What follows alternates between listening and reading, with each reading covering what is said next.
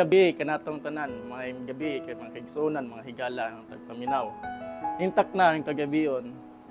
Doon na kami gamay na i-presentar diya kaninyo kabahin ning ang kaluwasan.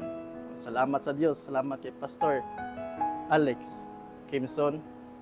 So ring kagabion, kauban namo ang ato ang Executive Director of the Grace Church of the Living God, Jesus Christ Incorporated. Una sa tanan, maigsoon, labi na mga kaubanan to sa iglesia.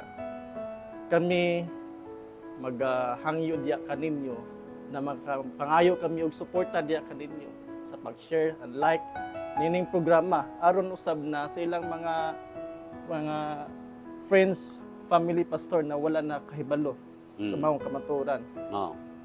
Makadungog pod nining mga tuang ginahisgutan karon ning takda ning kagabion. Oh, tama. So, dalay ko ng Diyos, nga mao'y nagmugna niini. Salamat kayo and hoping na dili lang kini ng first and last ng inyong makapaminaw kamo. Hoping na kini hantod sa katapusan sa atong pagtayag din sa kalibutan. Daghang salamat. Okay, salamat Pastor Jonel sa nice introduction nga ato kining gitukod sa tuyo nga atong saysay ang kamatuoran sa pulong sa Dios. Pastor Risim Sanguan uban kanato karon kahigayon na kini nato nga nagkausa kita ato ning panglantaw sanglit daghan sa mga tawo karon nga wala kahibalo sa tinuod nga kaluwasan nining panahon sa grasya. So ato ning gibutangan, now is the day of salvation. Ambot ipasabot karon mao ang adlaw sa kaluwasan, Pastor Jonel. Correct. Sanglit daghan ang mga tao nangalagad sila pero sa loyo sa tanan silang pagpangalagad, wa sila makahibalo sa kaluwasan. Muna'y problema karon.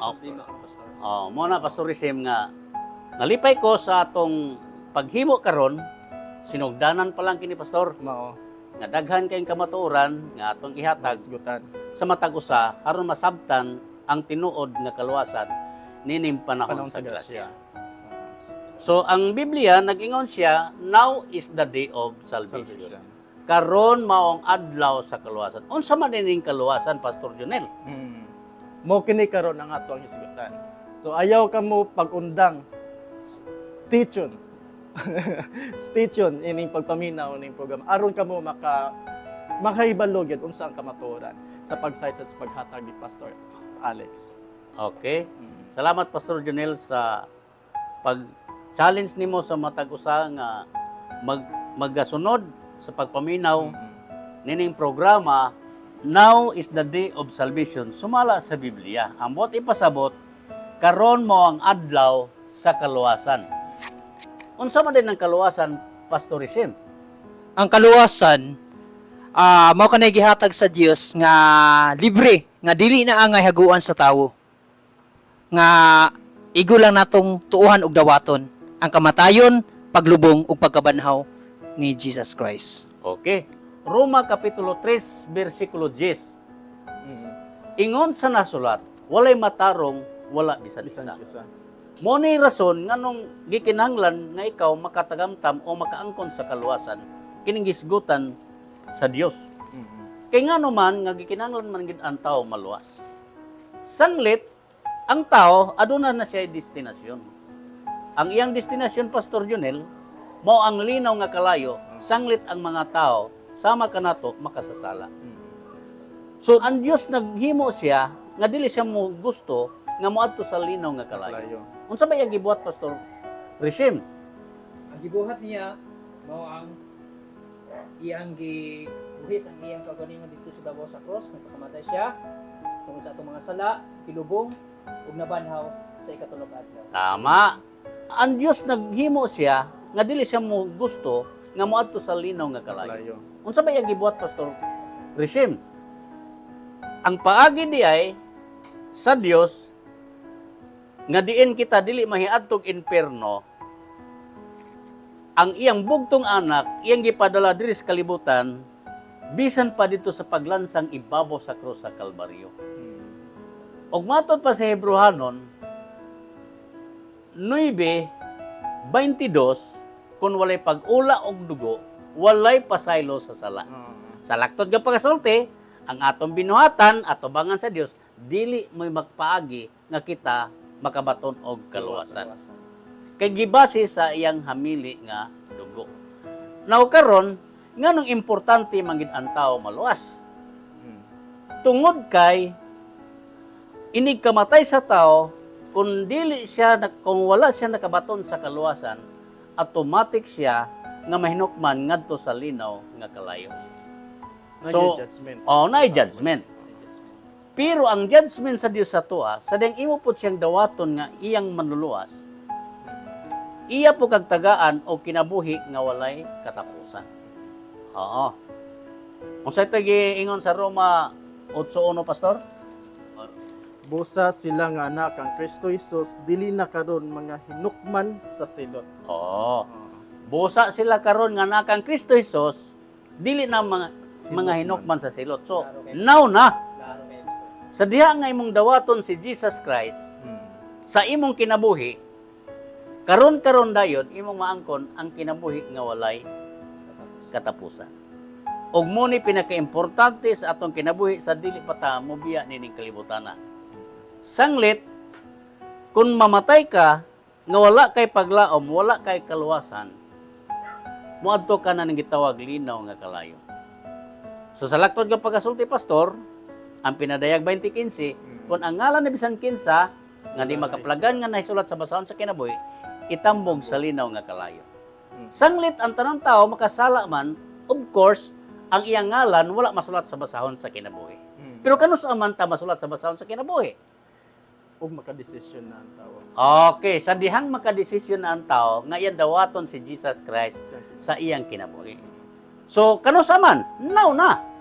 Karon na dayong orasa. Sa diyang mudawat ka ni Kristo karon, automatic nga ang balang espiritu musulod sa imong kinabuhi. Walay pagduwa-duwa. Walay pagdodoha. Muna gingon ni Pablo di sa unang Korinto Oh, 15. oh. Nakinahanglan kuptan yun nimong pagto. Barugan. Okay, tama. Barugan yun. Dili yun tapaw. O, dili tapaw. Nga ang kaluwasan, gibase dito sa cross ni Kristo. O di wala magbase sa imong simbahan, wala magbase sa imong simbahan ang kaluwasan. Sa imong may pagkatao, wala magbase ang kaluwasan pinagi sa imong pagkamaayo. Kundili, gibase sa pagkamatarong sa Dios. Pinaagi sa hamili nga dugo ni Jesus Christ dito sa Kalbaryo. Episo 1:7, unsay may gisgutan? Diha kaniya kita may katubsanan pinaagi sa iyang dugo, may kapasayloan alang sa atong mga paglapas, sumala sa kadagaya sa grasya sa Dios. Okay, salamat sa Dios. Mao. Kay ang kapasayloan din sa itong mga sala, gibase siyang hamili nga dugo. So sayop din ng mga ingon, ang iyang reliyon maoy manluluwas. Walay makaluwas di bisan kinsa. Kundili, pinaagi ra gyud sa dugo ni Jesus Christ. Mituo ka ba higala? Sa gibuhat sa Dios dito ibabaw sa krus sa Kalbaryo, mituo ka ba nga ang iyang dugo mo'y paagi sa kapasayloan sa imong mga sala? Sanglit ang kalibutan nakasala, og ang sala misulod sa kalibutan, og ang tanang mga tao nakasala, sama nimo kanako. Mo ni rason nga nakinanglan kag kaluwasan, sama nako og now na dawata siya nga imong manluluwas.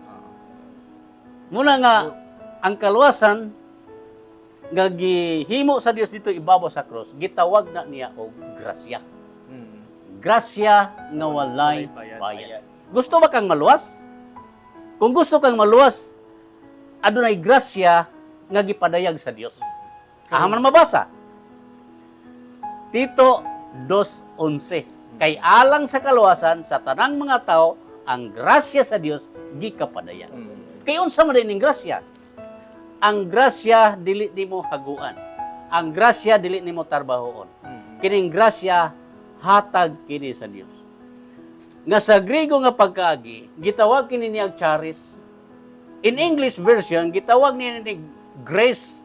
Ang ibig sabihin, ang buot ipasabot, ang grasya hatag sa Dios nga wala kay gikatampo.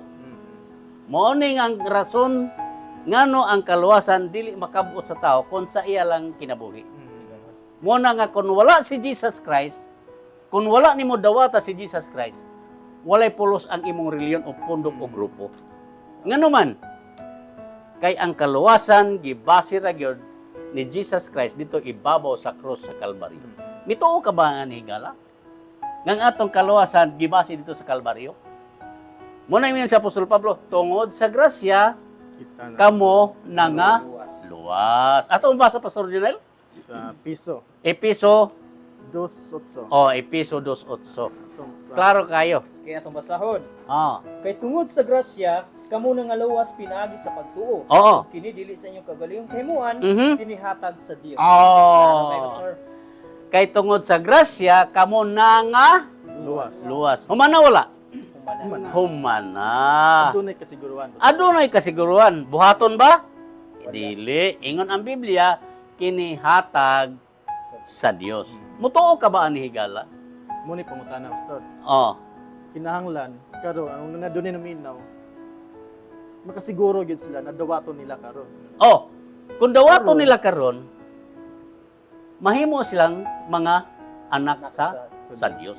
Automatic Pastor. Automatic. Kay ang balang espiritu maoy mag selyo. Oh. Automatic. Automatic. Sa ilang pagdesisyon. O ang balang espiritu musulod sa midawat diya ni Jesus Christ. Muna nga, ingon ang Roma, Kapitulo 5, versikulo 9, Kaya itong basahon. na nag-ingon, og kay namatarong naman kita, Mm. ha? Karon pinaagi sa iyang dugo. So, ayaw kalimutan, ang atong pagkamatarong, pinaagi sa iyang dugo. Labi pang luwason kita, pinaagi kaniya, gikan sa kapungot sa Dios. Sa 8, apan ang Dios nagpadayag siyang gugma alang kanato. Pinaagi nini nga bisan makasasala pa kita, si Kristo nagpakamatay alang nato. Sa laktod nga pagasulti igsuon, kung miingon kag makasasala, usa ka sa luwason sa Dios. Kung wala kay sala, dili ka luwason sa Dios. Pero ang Biblia kitantanan nakasala at tubangan sa Dios. Mo ni rason na kinahanglan kag kaluwasan. Wala exemption. Wala exemption. Muna nga, Tanan. kung gusto kang moadtog langit, karon na dawaton nimo si Jesus Christ sa imong kinabuhi og moadto ka sa langit nun nga dapit uban sa Dios. Gusto ka ba higala? Oh. Salamat Pastor Jonel sa imong kahibalo nga gi-share sa pulong sa Dios uban ni Pastor Rizem nga masabtan sa pipila o sa kadaghanan mga kaigsunan o mga kiglaan. Ang tubong nini atong pagwali nga unta, sila ang matag-usa makasabot o makadangat ninang kaluwasan nga maikyas kita gikan sa impierno nga bahin ngadto sa walay pagkahinukman sa silot nga mong langit nun nga dapit. Sumala ni Apostol Pablo. Mo gyud nay dapat may baluan sa uban. Kay daghan kitang ma-encounter uban na di ba sila kasiguro silang kaluwasan. Nadunay daghan pag yung pangutana Pastor. Oh, mo na yung problema sa akong gibaybusta din atong miyaging adlaw. Oh, nga iya na kunong gidawat si Jesus Christ.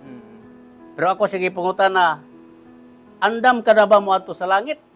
Kung kuwaon ka sa Ginoo, andam ka na ba? Luwas ka na ba? Amato pa niya. Wala pa. Dili pa kay makasasala pa siya. Iya kunong gidawat pero dili pa kuno siya luwas. Wala nasabtan. Mo na wala masabti.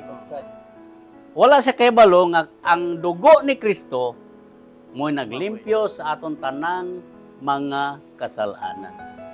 O gusto ang Dios nga luwason ka. Dunay gyud kasiguruhan. Dunay kasiguruhan.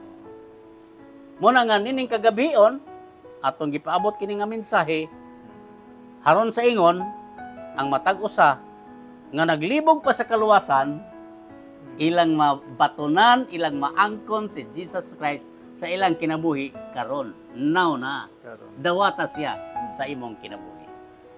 Muna ang ingon ang Biblia sa tanang dawat ka na sa tanang mituo siya ngalan, kanila naghatag siya kagawom nga mahimong anak sa Dios. Anak na sa Dios. Pagkaninduta. Nga naman dayo, wala pa ta anak, mahimong anak sa Dios. Anak pa ta sa yawa. Pero sa diyang midawatan ni Jesus Christ, dili na ta iya sa yawa, kundi anak na ta, iya na ta sa Dios. Pagkanindot nga kinabuhi. Mo'y pagpangandam. Nga naman mangandam ta? Kay nga atong kinabuhi, wala na to mabali. Oo. Pwede karon o unya, mamatay ang tao. May limit yun. Oh, atong isang adlaw, nagbangga ang duha ka motor, ang duha ka driver namatay, diha. Sama nimo, sama nako. Maggabiyahe ta bisag asa o manlakaw kitang asa, wala ta kahibalo kanos akwa ang atong kinabuhi. Ang nakanindot, Andam na. kung andam na ta, mamatay man tag mabuhi, iya na ta sa Ginoo, sumala sa giyon ni Apostol Pablo. Nindot kaayo. Oh, mo'y kadaugan. Muna nindot kayo nga nangalagad tag Dios, nga nakahibalo ka nga ang Dios na nimo ug nakahibalo ka nga luwas ka na. Kay sa mga lagad kag Dios mo, sayaw man ka, o tugtog man ka, mo kanta man ka, pero ang luyo ni ang tanan, di ka sigurong luwas, luoy kaayo ka. Oo, pwedeng luoyan nimo. Muning minsay sa grasya ning kagabhion karon, hinaot nga magpanuktok kini sa inyong mga kasing-kasing, og inyong panaminan sa inyong kinabuhi, magaingon ka, Lord, di pa ko siguro nga matog langit. Tungod kay ako makasasala, pero ning kagabion, tungod dining minsay nga ako nasabtan, ako kandawaton nga akong bugtong personal manluwas. Ug sa ingon nga na igsuon mo ana mo imong na ing litukon. Sa imong kaugalingon 100% ang Dios mosulod diha sa imong kinabuhi ug himuon na kaniyang anak sa Dios. Og kanindota? Oh. So sa pagkaron kana lang sa taman ang atong pagpaambit sa pulong sa Dios. Kay kini siya matag alas 7 ato ning ipadayon hantod sangtod nga di na matag usa makasabot gayod sa hustong pagtulunan nining panahon na karon sa grasya. Daghang salamat. Salamat Pastor. Salamat kay Pastor Jonel, Alex, Pastor Ricem, Pastor Ricem, Pastor Dionisio Taok, Brother Redeem Sanguan. Kauban na to. Kauban nining maong gimbuhaton ang panagiusa. Kaninyo mga higala, mga kaigsuonan, o kamo nakasayod na sa mga kamaturan mahitungod sa kaluwasan. Nagkinahanglan ang kaluwasan ng tao. Sa naminaw karon, kinahanglan yun magandam sila ang kaugalingon. Kinahanglan na doon na kamo yung decision sa iyong kaugalingon. So please share, make so and subscribe din ang mga programa. Every Sunday Evening. para ma-update mo sa to ang next episode. Okay. God bless. God bless. Daghang God bless. salamat. Salamat. Salamat.